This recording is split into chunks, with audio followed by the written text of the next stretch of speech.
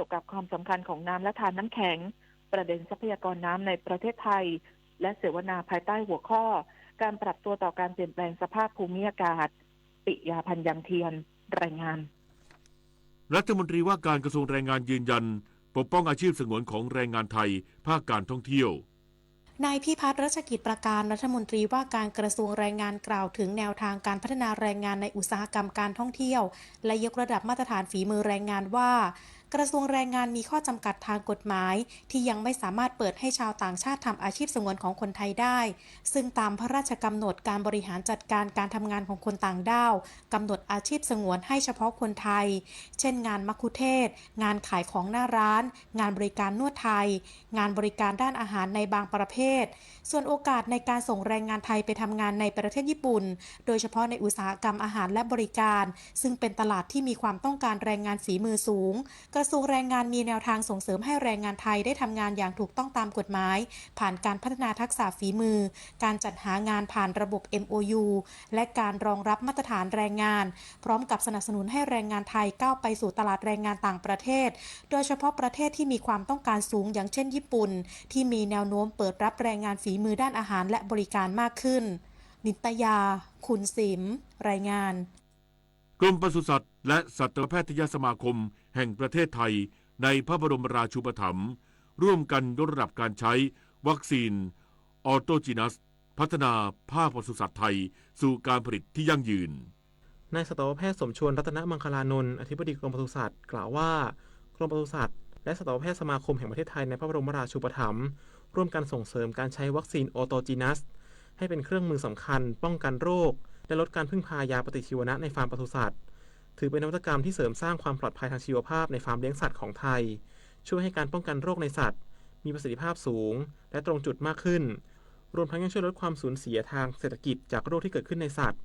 ซึ่งการนำวัคซีนมาใช้ในระบบการผลิตจะส่งผลดีต่อความมั่นคงทางอาหารและขีดความสามารถการแข่งขันของไทยในอนาคตและยกระดับระบบการผลิตที่ยั่งยืนโดยวัคซีนชนิดนี้เป็นวัคซีนที่ผลิตจากเชื้อโรคที่แยกออกจากฟาร์มโดยตรงพร้อมนำไปสู่การใช้ยาปฏิชีวนะอย่างสมเหตุสมผลตามเป้าหมายของรัฐบาลชวนันท์มาลีรายงานจบข่าวพิญโยรุ่งสมัยอ่านรับฟังข่าวครั้งต่อไปเวลา 7:00 น.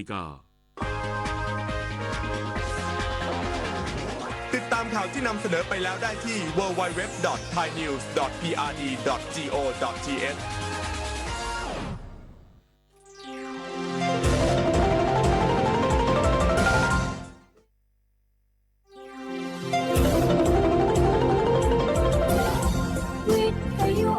ประเทศไทยให้ความรู้กู้ความสุข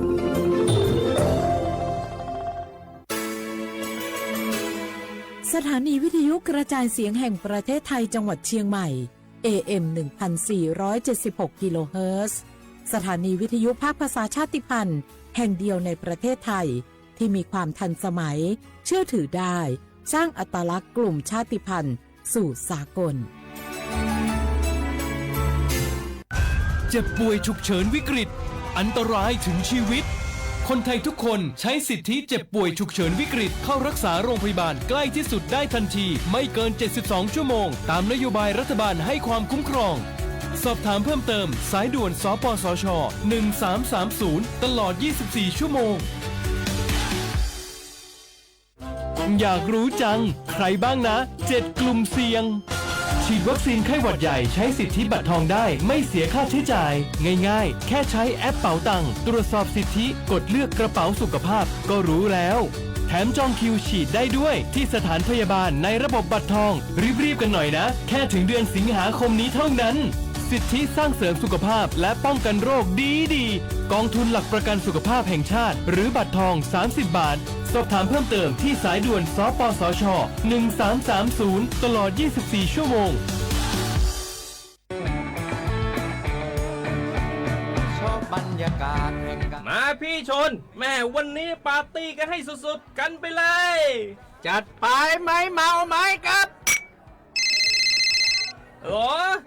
พ่อกลับบ้านได้แล้วเดี๋ยวพรุ่งนี้ก็ต้องไปส่งลูกไปโรงเรียนแต่เช้าอีกจะดื่มอะไรนักหนาเนี่ยนะตื่นไว้อยู่แล้วจะอะไรกันนักกันหนาขอสนุกกับเพื่อนนิดนึงไม่ได้หรือยังไงฮะเหนื่อยมาทั้งวันน่ะแค่นี้นะพี่ไป ร้านอื่นต่อ ไปก็ไป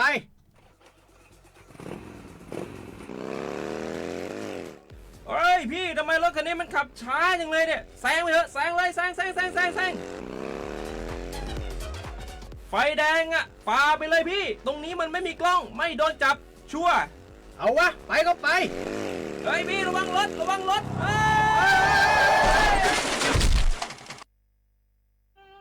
บนท้องถนนการตัดสินใจพลาดเพียงครั้งเดียวอาจหมายถึงความสูญเสียอย่าให้ความสนุกเพียงชั่วครู่กลายเป็นความเศร้าชั่วชีวิตด้วยความปรารถนาดีจากสำนักประชาสัมพันธ์เขต 3 กรมประชาสัมพันธ์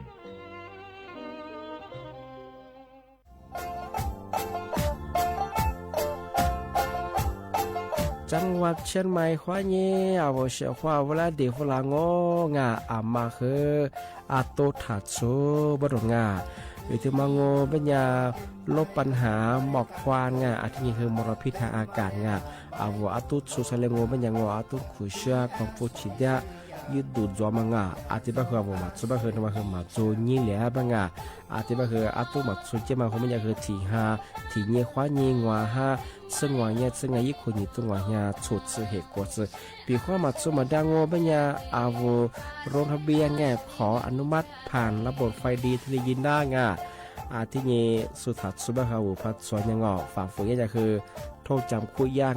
ที่นี่คือผู้บักโคจำมาคือมีจุงว่าเนี่ยมันคือคุยจะงานมันก็คือโคจะคูเบลเบลโง่หรือจะมาไม่คือจังหวัดเชียงใหม่ข้อยินดีประกาศยุฟลางปีข้าวุเชียข้าวุอามาอาลีตัวหมองเป็นยังตัวเบียงเป็นยังพอหมอนยังคือเอาทงแจ้งได้ที่053112880บางชื่อคือ191จะมาคือตลอด24ชั่วโมงที่ทุกคนนั่งงา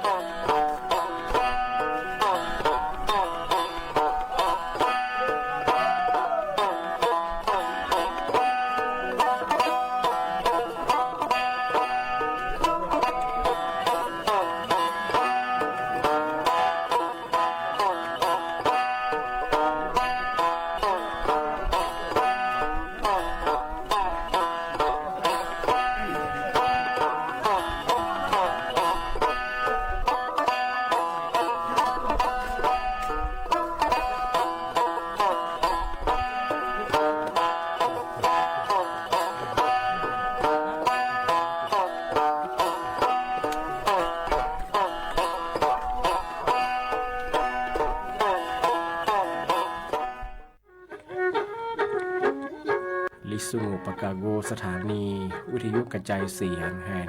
ประเทศไทยจังหวัดเชียงใหม่ระบบ AM 1476กิโลเฮิรตซ์ระบบไลฟ์เฟซบุ๊กเพจสวทเชียงใหม่ AM 1476ในแนวจุกโมควานีชิโมทิโมร้อนหยีโมควานีซาโม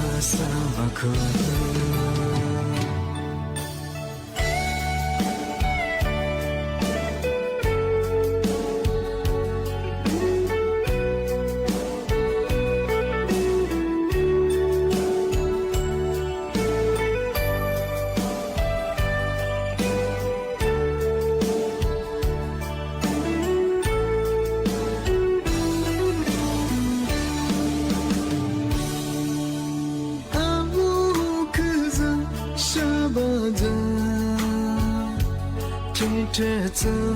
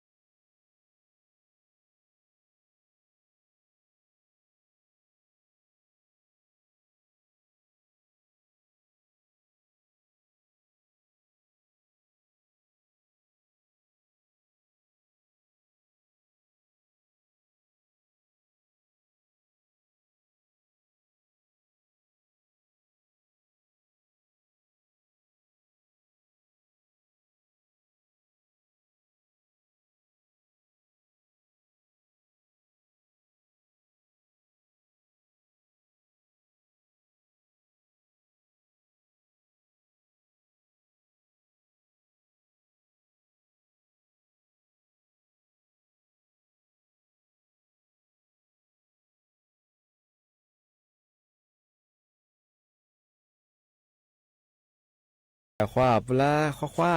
นี่แน่จบโมขวานีเจมโมอาวลิซุงโดดซื้อแต่ขวาไปแล้วอาวลิซุงปากกากุงบัญญาทาจิ้มหมายงานสถานีวิทยุกระจายเสียงแห่งประเทศไทยจังหวัดเชียงใหม่ว่าโดยจะเอาวิทยุว่าโดยจะมองบัญญายี่ระบบยา AM ยี่ความถี่ของเบอร์ติตูลิฮาฉีดสุดโฉกกว่าโดยจะที่ยินทาวฟิสบัวคือไลฟ์สดยังไงยืดชื่อเพลงว่าคือสวทเชียงใหม่ AM 1476วังงาเอารายการลิสงไม่ยังคือที่มุลคือไงอันนี้มุขวานีสามโมคือถือขวาด้วยในนี้คือจุมุขวานีจิโมที่นี่มาคือหนีขวาหน้าที่นี่ขวานีหน้าเนี่ยเสดงงานี่เมที่นี่งบัญญาเอาลิสุอาบังบัญญาหนีหาสกุนีนี่มีที่นี่มาคือแหวนนี่อาแหวนนี่ยิโคนี่โตนี่จังหวะโคอาทิบัญญาเอาไทยอาบังบัญญาสาหาสเหยนี่ไงนี่มีที่นี่คือนันยี่วันอังคารที่18งานเดือนมีนาคมเนี่ยพศก็คือ2568ที่คงมางงา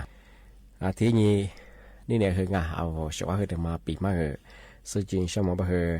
ไม่ใช่ไม่กูละสาหาสุดสุดยี่ยี่คนอยู่ตรงนี้จุดซื้อเฮโคย่าแรงงานย่ามาว่าคือดัชนีคุณภาพอากาศไงคือมีฮีชัตบัวยากุญีแต่งนี้มันก็คือมลพิษอากาศมันไงยาบ้างก็คือเอาจังหวัดเชียงใหม่คืออันดับที่1โรงงานมาคือคุณภาพว่าอากาศคือสอนแล้วมั้งไงคือทั่วโลกมาคือเอาเทศบาลนครเชียงใหม่มาคืออันดับหนึ่งจ๋าไปเฉพาะงานอาทิตย์บ้างก็ไม่ใช่เฉพาะงานมาคือยามาก็เดี๋ยวมาจู่กว่าสิว่างาเอามาสับมาคือเอาจิ้มไปมาคือยี่ค่า PA ไงมลพิษมาคือขึ้นยาอาทิตย์บ้าโวกับปากกาเมียเยอะสมมติเยอะงาหน้ากากอันนั้นมาคือแต่ความเกิดความท้องงาที่เยอะมาก็เดี๋ยวมาดูแลสุขภาพอยู่เฉพาะงานที่ถือว่าไม่เคยทำมาคือ10อันดับไงที่ว่าโวถ้ามีคนแนวไงว่ายี่ดัชนีคุณภาพอากาศมาไงยูถึงมาบ้างโฮไม่ยูถึงมันยังคืออำเภอสันทรายบ้างงานจังหวัดเชียงใหม่ไงว่าย่ามูลคือค่า PE พับแบงมาคือหนีเฮียหวางหนีกาที่ก็คืออำเภอแม่ริงไงจังหวัดเชียงใหม่ไงมาคือที่เฮียกุศโกสากาที่ก็คืออำเภอดอยสะเก็ดไงจังหวัดเชียงใหม่มาคือที่เฮียกุศงหวางมายีกว่าย่าดัชนีไงถือค่า PE ไหวรามังรีบมาถึงมาคืออำเภอเมืองไงจังหวัดเชียงรายไงมาคือจอจี้ให้ไงมาที่เฮียเฮดซิลีว่ากาที่ก็คือเวียนเหนือบ้างไงอำเภออัตุจุ้ยไงจังหวัดแม่ฮ่องสอนมาคือที่เฮียเฮดซิลีที่ค่า PE ไงว่ากาที่ก็คือจุดไงโซกาที่ก็คือตำบลช้างเผือกไงจังหวัดเชียงใหม่มาคือที่เฮียเฮดสตีชื่อกาที่ก็คืออำเภอแม่อองไงจังหวัดเชียงใหม่มาคือที่เฮียเฮดสเฮมาถึงก็คือเฮกาที่ก็คือตำบลสุเทพไงจังหวัดเชียงใหม่บ้างไงมาคือที่เฮียเฮดสยิ่งกูกาที่ก็คืออันเพิ่นเมืองไงจังหวัดเชียงใหม่ก็มาคือที่เฮียชิดสกุที่นี่คือสกัดก็คืออำเภอจุดจุดไงแม่อีบ้างไงจังหวัดแม่ฮ่องสอนมาคือที่เฮียชิดไงมาคือที่ยากกว่าดัชนีคุณภาพอากาศไง AQI บ้างไงยากกว่า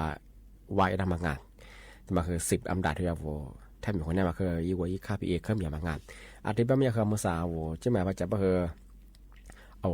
ปัจจัยสุภาพนมาสาดอยสุเทพตัวนี้มาคือหมาโมงว่ายี่หมอกควาเลยปีละกว่าเชียงงานอาทิตย์บ้างคือมือสายี่ค่า PA เครื่องอย่างอาทิตย์บ้างไม่คือว่าเชียงงานโนอะไรกว่าเยอะงาว่าคือพอดวงโง่เป็นอย่างคือหน้ากากอนามัยM9มาคือตาไปถึงไงมาคือยี่ป้องกัน PA 2.5 มากินน้ำโรงงานมาโกเดี๋ยวมาดูแลสุขภาพของงานอาทิตย์เดียวกลุ่มเสี่ยงยาคือสมมติแปลมาผู้สูงอายุดงอาทิตย์เดียวชื่อไหนมาคาโซโรคประจำตัวจูโซอาทิตย์นี้คือสามมาโกเดี๋ยวตื่นจูโซงานที่นี่คือสัญญาณการทำงานที่พวกมันคือมีความเสี่ยงสูงยาไปถึงปีควายค่า PA ก็พยายามบ่จ้าถือว่าพันหนึ่งเลยบ่คือส่วนเสือพันหนาบ่คือชีเจ้าบ่ดงานที่มีความเสี่ยงก็จวบงานบ่คือมาคนเดียวมาดูแลสุขภาพยังไงเฉพาะงาน阿天伢我阿我迄块我村那做说龙啊我是的嘛卡说出门或者还伢我伊说嘛都说呵啊我那个那么在花团啊ที่นี่ฮะมาก็เดียวมากว่าเสียงอ่ะมาซะบ่คืออาwoจังหวัดใช่มั้ยบ่คือว่าคุณภาพอากาศไงคือสอนอะไรมาคืออันดับ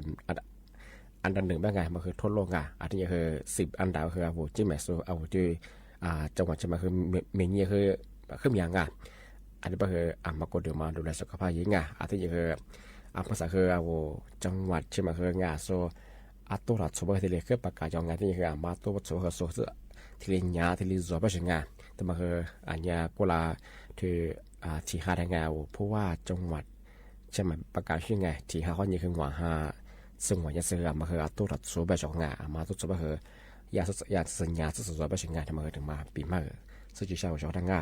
ชาวเขาว่าที่มาแต่ชัวนั่นแหละก็ว่าเราช่วยแบบยังไงอะไรนี่ว่าผิวว่าอะไรนี่ยี่ว่าจะตัวแบบยังนั่นแหละปีแบบนี้ใช่แบบยังไงที่มาคือยังแบบที่กะที่ยังไม่ชิดจักูชาวเขาว่าไม่ชิดจะมองว่าแบบยังว่าจะช่วยยังอยู่ที่ยังว่ายังมาสู้ไงมาสู้มาปวดจนแบบยังว่ายังทำมาใช้ยี่ได้ยี่หนึ่งละยี่ได้ยี่เดี๋ยวเราจะยังว่าจะว่าขับมือจังไงก็ไม่สั่งว่าแบบยังว่าที่มาอยู่ชาวเขาว่าอะไรแบบนี้มาว่ายี่แบบไม่ชิดแบบยังมาสั่งยังจังยี่ชอบแบบยังมาต้องมาตื่นจันนั่งอ่ะมาต้องมาตื่นจันนั่งมันยังเลยแบบยังว่าตื่นจันนั่งแบบที่กะเอา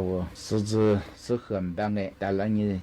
我们有了没人我这边我这里我边服了哎，没吃喝的么喝的个小伙我老出这都，对我们人在地我们人也不有抓手抓，那次皮是做维他命抓手做哎，啊的个，做别人没吃的么喝人边你自抓，棒哎，天子嘛我们人啊吃不是没吃的么喝人边啊不，一直被啦啊许多那边哎。是做，早都没吃都哎，是你把你子没吃喝，面子装，了出都在那么哎，但别人小伙娃没吃这么都在么，我别人还是的整啊，个小伙娃们是也看那个谁啥嘛，为来去买，说和把这说嘛等上班哎，说和送生命啊，但别人人该是过啦，面可做不了，把这出来别别以后干了他妈来打掉我别人个说和一什么，说影响别人，那说面我装别人。说乌鲁马人啊，马为提来钱嘛，正业别在弗朗哎，还是的这个注意说把装备小伙吧，你把你自己和分量没吃也和不想富翁，别人嘛一么空别人去做，我都还是的这个。对嘛，但是我和人的小伙吧，拿了鱼呀股，别和我哎，新年那次那面，这都面他妈那次票嘛。这个人民都面嘛，但是我们那次和票嘛，这个但是我得比个小伙不，他们啥呀？马拉基诺别么呀？ali sheba，马拉基诺他们呀小伙不，我哩去嘛都在了处，哎，你前面我去抓去丢哎，去过事故嘛，我点来的子嘛哎，而且嘛我们呀我咋，特别嘛我们带了家子。como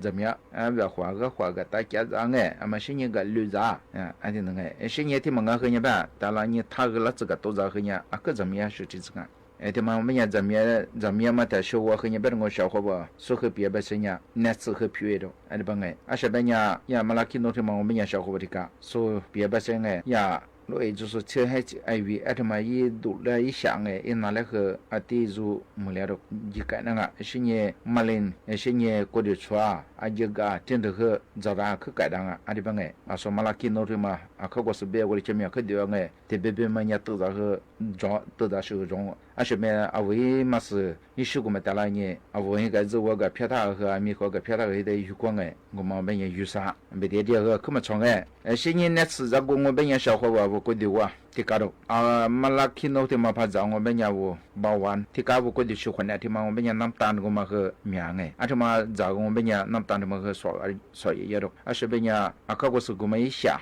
awo namtan ma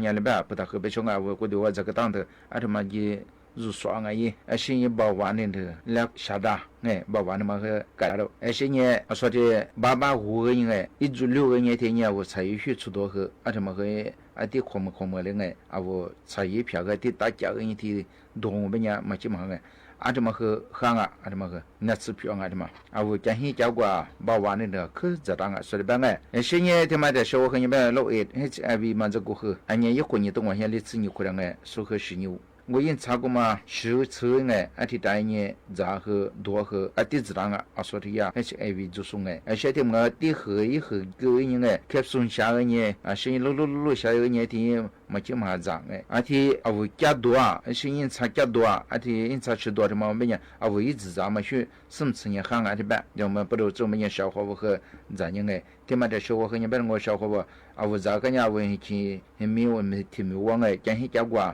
生意那么远，那么高点头苗我们呀，啊，说他妈咱我们呀，怎么和荷兰啊，也是不定，啊，怎么和抓到，啊，不哎，啊，怎么不都中们呀，小伙和怎样哎，但是和人别人小伙没领着过别呀，没领着嘛来和改当啊，的不哎，改大了，以前一多的自装嘛，我别呀，的没领，啊，怎么来改当啊，的不哎，个发了我年抓小伙我哎。个和嘛标，啊，我也嘛是个一下一度过嘛装我们家，个嘛领他嘛来改了啊，说的别个，个他嘛我们家说别个我一时一嘛是手二个嘛带来你加多了，现在的时候别咋多这个啊我吃口喝啷个的嘛，咋面哎，我偏个加咋，现在这个多咋和咋面啊，他时候的这小伙伴啊说一片，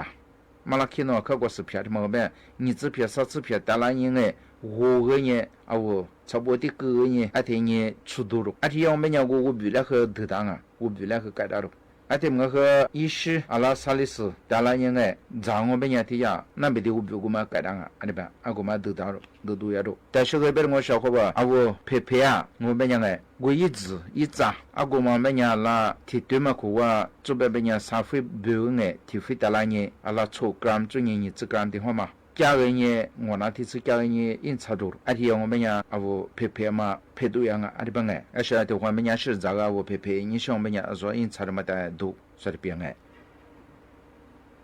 要么的是我和你别人小伙吧，这家我都拿过的过米哇，钱一缕钱，而且嘛我们讲说别些哎，我一试过嘛，一直的，但là爸5个人，第2个人哎。因查过嘛，也定说跑过嘛来加个年天年没了，阿拉到我切过到我，而且也和当啊小伙伴哎，啊说啊看我说的嘛，就也该看一遍嘛哎，比方啊我过去处也发到我们讲哎小伙伴，啊这么个意思的了，你查出头，说的吧哎，提我们讲我过去专门和下来了。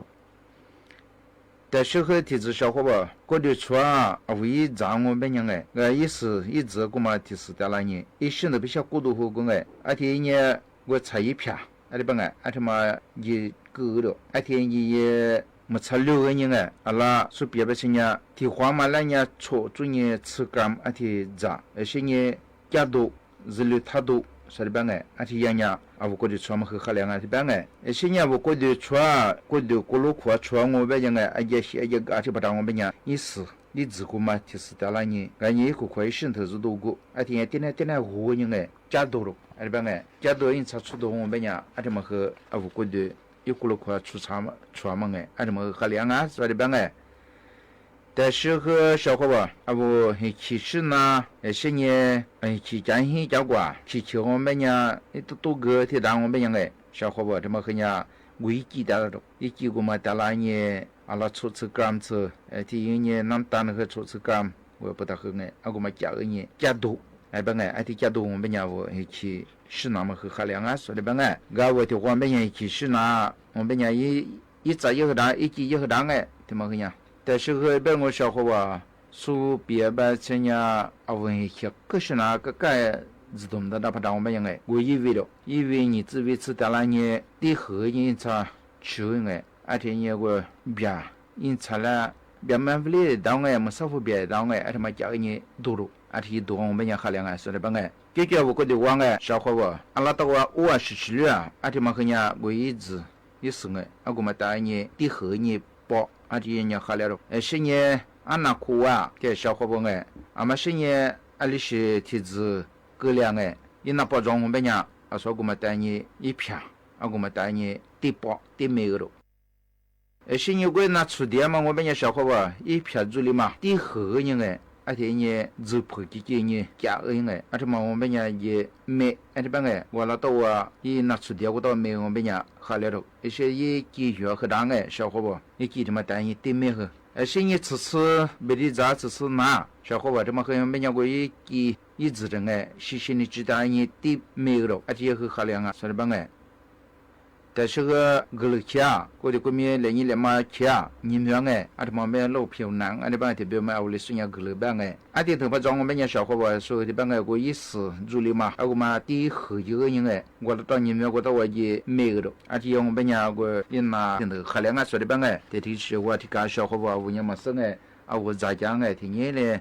他妈怎么样办？我呀，一时的老百姓喝点子，一撇子，一些有户人小朋友，你吃的你个多少天呀？有那吃鱼呀嘛，那吃皮嘛，我嘛生啊。给他们我们家小伙伴那提别哎，那吃他妈哎，他妈你做饭本家什么事只拿来挂，所以呀，嘛拉起弄本哎，所以呀。我里说呀，客观事过里前面我们本哎，那像科学，你是个来你来嘛我嘞嘛，他妈那吃他妈皮啊，小伙伴他们家，你是每一站每片每斤本那吃出来啊，我们家那阿妈天我边门头拍装我本人哎，也10年，我提别班过人家他就过哎，个10年，我们呀我们吃的早大学哎10年和。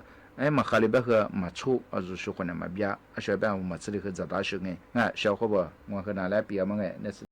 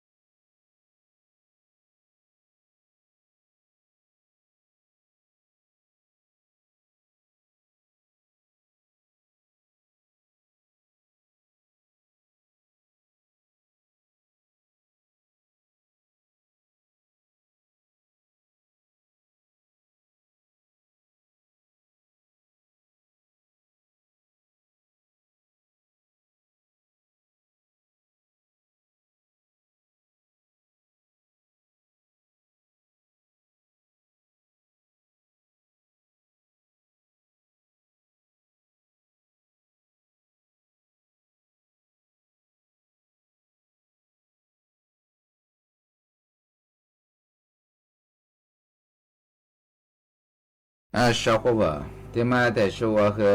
我那俩不咋多这个下咱们但是我得比个，这话每年小伙伴不花咋花的咋很苦瓜外地嘛洗个刀别特别每年一年。户口，特别别么年吃饱的户口，的话管咋嘞？别提咋嘞，花的咋发了，别别年说你别说你，做不别年我现在做嘛，我们年干子、绿子、谷子，提来装小伙伴我和拿来提的做别么年绿子，绿子别么年别花一年我一次把那个么，我养母上山嘛一次把这一年交货嘛，我一14别少。嘛我绿子我每年的绿子里这么多我家子和这牛绿子我他妈那绿子和我和这牛让我每年没啥的话这你怎么样一让你让每年如何这不了他每年里多里下这么多别么我拿别别么样小伙伴别话别话14个嘛装一次把这一年的装嘛我每年面嘛别话我和拿来别么样300 gram我和多年另外咱们另外吃么差不多是你我呀福建嘛是个没喝是呀是有烤是你的呀花吃一路东的不个大的别人们家里呀提来打6个我小伙伴为提注意装别么样我里绿子我别花14个嘛带来你你福建嘛是个嘛地喝嘛我嘛就白人你是你的呀是有烤嘛就白人你差不多个大个半白人也挺你付的付不呀那提怎么吃付个的提怎么吃我你们10块钱好我70块钱你们的是的提你带来你一路6米的在你提要我们小伙伴和我他妈那6嘛什么吃怎么样小伙伴对我们起码的花绿子都我们不要我们家小伙伴在米里呀别花说别是顺的别很顺的很忙把那么里办小伙伴他们别花着到了下咱们这个小伙伴对我们家我下咱们跟我们家是花咋和我去调花咱怎么样嘛面花咋别怎么面我下咱过完我是下咱和做和下咱我们家你咋发了慢慢做其实下这个别你只下这人家这个别的我绿着你绿着的我是过着你对我是些过着和过着别管我和咱们没下过当我们家我麻烦了小朋友然后米里我们家我你们和在家在你什么装刚才我把小伙伴在下咱们这个的小是你的嘛的小们家小伙伴我和拿来提指标别人咋不别我们家我那子对着我的说呀，那子地咋提咋，白咋提咋，你那子什么样嘛？咋个真的咋个怎么样我那子么样嘛？你喝对，到最近这个怎么？那子咋说呀？起码那说呀，我去录个跑就说没那子的嘛，可怎么的？个小伙伴我那子的嘛和面子装做不别年不下子嘛，也得别每年一直裤子去装所以一直裤子别我和听嘛小伙伴比那子别么样，你提咱们我让我们呀，咋个可怎么你们学的干我那会对我别了我们呀，我咋说咋个怎么咋偏咋怎么我那做吃喝嘛做我们呀咋怎么米我们呀，我那偏喝面我咋米吃喝喝我们呀那偏喝可么做我米和第几个呀下的我多样那小伙伴我和那俩那子白样我就出那子下在我们呀比我那子也那皮个比别嘛的话在你那皮个比嘛呀特别别么呀户口特别么呀嘛户口和户口嘛我们呀在美国嘛呀哈呀我就在我想嘛过我们呀我就在嘛也和看嘛那个我付的嘛要不然我拿来问题我下咱们这个得比啊一边吃我们那皮个比别么样小伙伴我不个大抓是不个大有不个大别么样问题别么个人的个我嘛吃了我们呀里是抓下次嘛一周是你呀个比我嘛和哈兄是你个老子是你我呀老出吃嘛户口我们呀我呀那单比我嘛是你的时候你别我呀我过过事是你嘛怕死是你老耍出不来的然后我带么几个天的不个大概我们呀小伙伴里呀我下次嘛什么和他地核个让我们呀刷个单个们呀我出不来给老说一地老子和地哎，第一个让我们讲我是和地表，而且地表个让我们讲我隔壁我们和他地隔壁他地我们讲群上面讲我差不多是个哎个边表个的群上面那当北边嘛个个群嘛是嘛户口我们讲他个不出来是个哎，而且个让我们讲蛮闹。嘛怕是个么个，而且出个约户口我们讲，我里的话约呢文化出个哎，而且个样我们讲我家日了，我这里在家的么个，而且嘛一个个白我们讲住下个白我们讲，我里的话吃我里的话呢，里的话户口我们讲，而且我们讲跑出来都差不多的，而且家住，而且我们讲那批个批票。而且别人小伙子让侬在户口让侬多张哎，我票面带了多张，不行呢多张或带了哎，可是面那么个哎，那这么个小伙子我咋多这个的小下咱们哎，那小伙子咋多别么呀，说我别么的我哎，我来说别么呀，下咱们过么呀，咱们我们呀，我和咱面这片面咱们我们也吃口么河边的边呀，我下嘛做边呀，那个面哎，我咱们讲我们也吃口和咱我们呀。那么做，小伙伴干什么？那这个下载我片面下载这个，我小伙伴呢，做到那这个没得说